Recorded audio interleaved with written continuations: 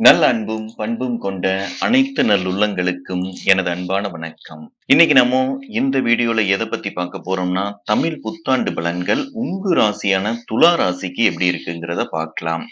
பொதுவா நம்ம தமிழ் புத்தாண்டு பலன்கள் நம்ம எடுத்துக்கிட்டோம்னா, ஒவ்வொரு தமிழ் ஆண்டுகளுக்கும் ஒவ்வொரு பெயர்கள் உண்டு. மொத்தம் 60 ஆண்டுகள் உண்டு. அந்த விதத்துல இந்த வருடத்துக்கு உண்டான பெயர் என்னன்னு கேட்டீங்கன்னா, குரோதி வருடம். இந்த குரோதி வருடத்துக்குன்னு பொதுவான பலன்கள் உண்டு. அத நான் தனி வீடியோவா போட்டிருக்கிறேன்.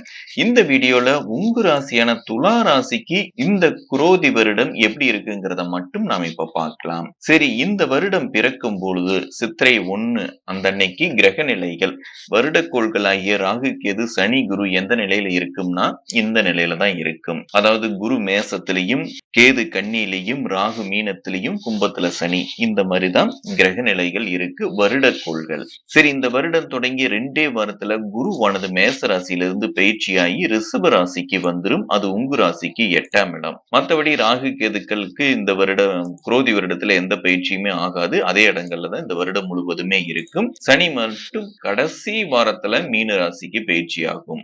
சரி, நாம இப்போ இந்த வருடத்துல 99% கிரக நிலைகள் வருடக்கோள்கள் இந்த நிலையில தான் இருக்குது. இப்ப இந்த நிலையில வச்சு உங்க ராசியான துலா ராசிக்கு எப்படி இருக்குங்கிறத நாம இப்ப பார்க்கலாம். முதல்ல ராகு கேதுக்களை பார்க்கலாம். பொதுவா ராகு கேதுக்கள் இந்த 6, 12ஆம் இடங்கள் இருக்கிறது ரொம்பவுமே யோகமான ஒரு அமைப்பு தான். ஏன்னா 6ஆம் இடத்துல ஒரு பாவ கிரகங்கள் நிக்கிறது ரொம்ப ரொம்ப நல்லது. இதனால நம்மளுக்கு கடன் பிரச்சனைகள் இல்லாம இருக்கு. வம்பு வழக்குகள் எல்லாமே நம்மளுக்கு சாதகமா வரக்கூடிய ஒரு அமைப்புகள், நோய் நொடிகள் எதுவும் இல்லாம ஆரோக்கியமான ஒரு அமைப்பு. இது எல்லாத்தையுமே இந்த 6ஆம் வீட்டுல இருக்கிற ராகு பகவான் தருவாரு. அது மட்டும் இல்லாம விளையாட்டு துறையில் இருக்கிறவங்களுக்கு நல்ல ஒரு வெற்றியை தரக்கூடிய ஒரு அமைப்பு. அதே மாதிரி போட்டி சம்பந்தமான விஷயங்கள்ல எதுல நீங்க கலந்துகிட்டாலும் அதுல வெற்றி அடையக்கூடிய ஒரு அமைப்பு. இது எல்லாத்தையுமே 6ஆம் வீட்டுல இருக்கக்கூடிய ராகு பகவான் தருவாரு. ஆக துலா ராசிக்கு இந்த குரோதி வருடத்துல இந்த ராகு பகவான் மிகப்பெரிய யோகத்தை கண்டிப்பாக செய்யும்.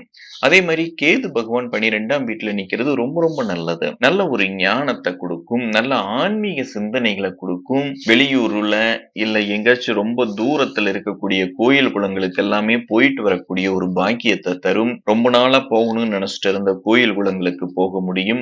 குலதெய்வத்துடைய அருள் கிடைக்கக்கூடிய ஒரு நல்ல காலகட்டமாகவும் இருக்கும். 12ஆம் வீட்டுல கேது நிக்கிறது ரொம்ப ரொம்ப சிறப்பு. உங்களுக்கே எதுலையுமே ஒரு பொது சிந்தனையோட இருப்பீங்க. சுயநலம் அல்லாத ஒரு எண்ணங்கள் உங்ககிட்டயே இருக்கும். 12ஆம் வீட்டுல கேது இருந்தது அப்படின்னா. சரி, 5ஆம் வீட்டுல சனி பகவான் இருக்கிறாரு. 5ல சனி நின்னுது அப்படின்னா குழந்தைகள்னால சின்ன சின்ன பிரச்சனைகள் உங்களுக்கு வரும். அவங்களுக்கு உடல் ரீதியான பிரச்சனை, இல்ல அவங்க படிப்புல ஏதாவது பிரச்சனை, இந்த மாதிரி அமைப்புகளை 5ல் இருக்கிற சனி தருவாரு. அதே மாதிரி பூர்வீக இடங்கள்ல இருந்தீங்கன்னா அங்க சின்ன சின்ன பிரச்சனைகளையே இந்த 5ஆம் வீட்டில் இருக்கக்கூடிய சனி பகவான் தருவாரு. ஆனா பூர்வீகத்தை விட்டு வெளியில இருக்கும்போது 5ஆம் வீட்டில் இருக்கக்கூடிய சனி பகவான் மிகப்பெரிய நன்மைகளைத்தான் செய்வாரு. ஏன்னா சொந்த வீட்டுல மூல திரிகோண வீட்டுல சனி பகவான் இருக்கிறதுனால. சரி, இப்ப குரு பகவான் இவ்வளவு நாளா 7ஆம் வீட்டுல இருந்தது. இது 8ஆம் வீட்டுக்கு பயிற்சி ஆகுதே. இது நல்லதான்னு கேட்டா ஒரு விதத்துல நல்லதுதான்.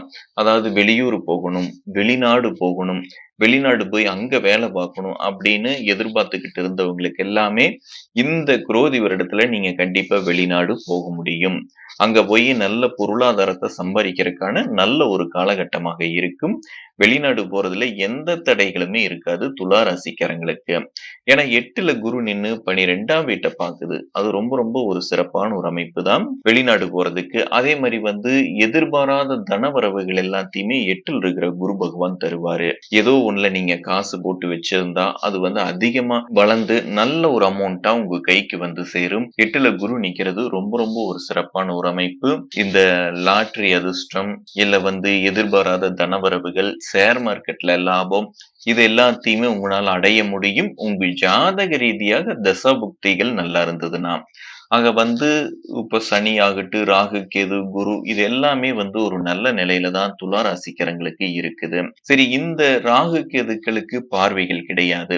அப்போ சனி குருவுடைய பார்வைகள் எங்கெங்க விழுகுது, அதனால என்னென்ன பலன்கள் நடக்குங்கிறத நாம இப்ப பார்க்கலாம். சனி பகவான் 5ஆம் வீட்டுல இருந்து உங்க ராசிக்கு 7ஆம் வீட்டை பாக்குது. உங்க ராசிக்கு 11ஆம் வீட்டையும் பாக்குது. உங்க ராசிக்கு 2ஆம் வீட்டையும் பாக்குது.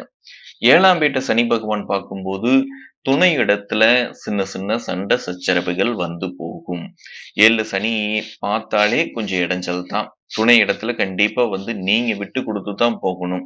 வீண் விவாதங்கள் பண்ணீங்கன்னா, அது பெரிய சண்டையாக போய் சேர்ந்துரும். அதனால துணை இடத்துல விட்டு குடுத்து போறது ரொம்ப ரொம்ப நல்லது. அதே மாரி திருமணத்துக்கு வரன் பார்த்துக்கிட்டு இருந்தால், கொஞ்சம் திருமண தடைகளையும் இது தரும் 7ஆம் வீட்ட சனி பார்க்கறதுனால.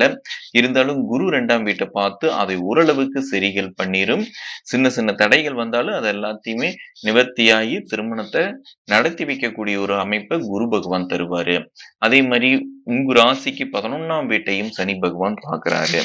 ஒரு இடத்துல ரூ. 10 வரணும்னா உங்களுக்கு ரூ. 8 தான் வரும். ஒரு பெரிய லாபத்த எதிர்பார்த்தீங்கன்னா கண்டிப்பா கிடைக்காது. ஒரு சின்ன லாபத்த மட்டுமே தான் உங்களுக்கு தரும். 2ஆம் வீட்டையும் சனி பகவான் பார்க்குறாரு. இது சில சமயங்கள்ல சின்ன பொருளாதார நெருக்கடியும் இந்த 2ஆம் வீட்ட சனி பார்க்கறதுனால ஏற்படுத்தும். சரி, சனி இப்படி எல்லா பலன்கள செய்யுது. குரு உங்களுக்கு என்ன செய்யுங்கிறத பார்க்கலாம். குரு 8ஆம் வீட்லருந்து 12ஆம் வீட்ட பார்க்கறது இந்த வெளிநாடு போறதுக்கான நல்ல சந்தர்ப்பத்தை ஏற்படுத்தி தரும். அதே மாரி ஏற்றுமதி, இறக்குமதி தொழில் பண்றவங்களுக்கு நல்ல லாபத்த அடையக்கூடிய ஒரு அமைப்புகள தரும். கோயிலுக்காக நீங்க வெளியூரு, இல்ல தெய்வ வழிபாட்டுக்காக எங்காச்சும் வெளி மாநிலம் அங்கெல்லாம் போயிட்டு வரக்கான சந்தர்ப்பத்தை ஏற்படுத்தி தரும். குரு 12ஆம் வீட்ட பார்க்கறதுனால. அங்க கேதுவும் இருக்கிறதுனால கோயில் குளங்களுக்காக வெளிநாடு, வெளி மாநிலம் எல்லாம் போக முடியும். 2ஆம் வீட்டையும் குரு பகவான் பார்க்குது. இது வந்து உங்களுடைய பொருளாதார பிரச்சனைகள சரி பண்ணும். குடும்பத்துல வரக்கூடிய பிரச்சனைகள் எல்லாத்தையுமே குரு பகவான் சரி பண்ணக்கூடிய ஒரு அமைப்பு தான். 2ஆம் வீட்ட குரு பார்க்கறது ரொம்ப ரொம்ப நல்லது. திருமண தடைகள சனி தந்தாலும், குரு வந்து திருமணத்த நடத்தி வைக்கிறதுக்கு தான் பார்க்கும். அதனால திருமண வயதில் இருக்கிறவங்க தாராளமா திருமணம் பண்ணலாம். 8ல குரு நின்னாலும் அப்படி ஒண்ணும் பெரிய குற்றம் கிடையாது. உங்களுக்கு அஷ்டம சனியோ, 7 சனியோ எதுவும் இல்லாதனால, நீங்க தாராளமா திருமணங்கள் பண்ணலாம். 4ஆம் வீட்டையும் குரு பகவான் பார்க்கிறாரு. 4ஆம் வீட்ட குரு பகவான் பார்த்தது அப்படின்னா, நல்ல ஒரு வண்டி வாகனங்கள் நீங்க வாங்க முடியும்.